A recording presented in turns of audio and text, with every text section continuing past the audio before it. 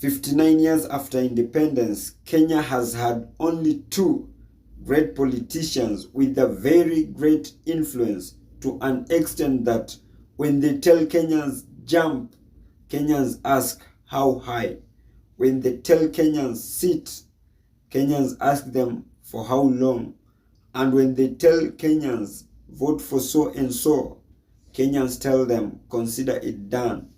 And those politicians are none other than, one, the Right Honorable Raila Amolo Odinga, to whom back in 2002 made Kibaki the president, and the second politician is none other than Moses Masika Wetangula, to whom made the former deputy president William Samoei Ruto be the current president. And as I speak, President Ruto has shifted goalposts from creating jobs for the youth to creating jobs for the Right Honorable Raila Amolo Odinga.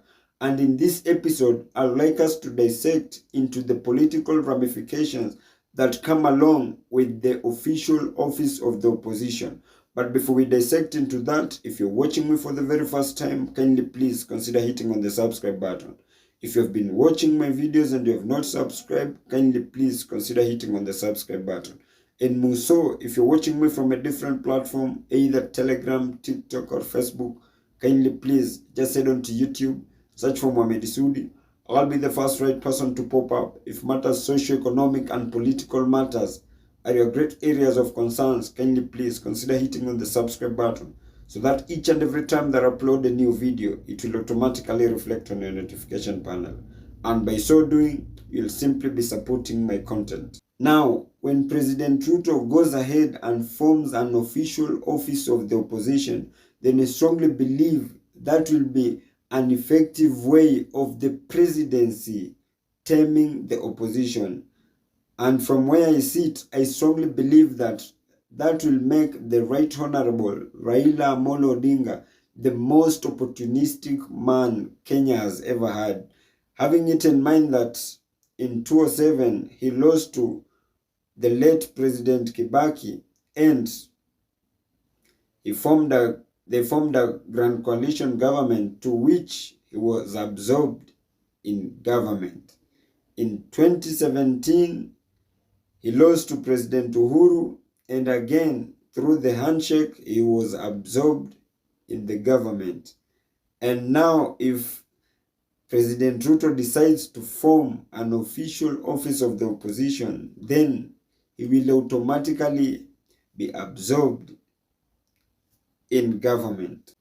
Essentially, if President Ruto goes ahead and constitutes an office for the Right Honorable Raila Amolo Odinga, then I strongly believe he will lose ground and he will also lose supporters, simply because it is barely 4 months in office, and instead of he focusing on the problems that are facing Kenyans, then he's shifted goalpost to focusing on the problems that are facing the Right Honorable Raila Amolo Odinga. And the worst part of it all is when the Right Honorable Raila Amolo Odinga decides to assume the office of the opposition that shall have been created by President Ruto.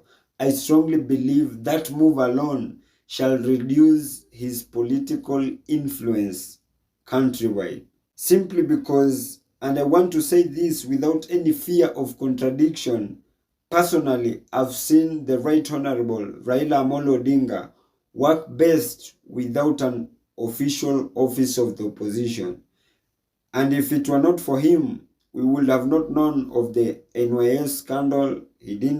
By then he didn't have any official office of the opposition, and the Eurobond. Unlike when he was enjoined in the handshake government, to which right from 2018 to 2022, there's no any mega scandal that was revealed or that he revealed. Personally, I'm not an advocate of demonstrations, but I kid you not, demonstrations are an effective way than any other office when a group of people or individuals are advocating for something. And if I'm just to be fair enough and comment on the positivities that come along with this official office of the opposition, then I strongly believe it shall, in one way or the other, sorted the politics of ethnic balkanization, simply because both the minute and the majority communities shall feel included in the government. That is just to bring in the context that even the Luos, through the Right Honorable Raila Odinga, shall feel to be in the government. And as they say, you cannot cut the hand that feeds you. So I strongly believe that immediately the Right Honorable Raila Odinga does assume the official office of the opposition, then I strongly believe no any corruption scandal shall be revealed. But that is just my opinion. If you have a contrary opinion to mine, kindly please feel free to drop it in the comment section and I'll give it a right of reply. And as I end this, kindly please don't forget to subscribe. And my word advice of the day goes to men. Fellow men, kindly please don't marry to please your mom and don't marry to please your friends. It shall cost you the rest of your life. Thank you and may God bless you.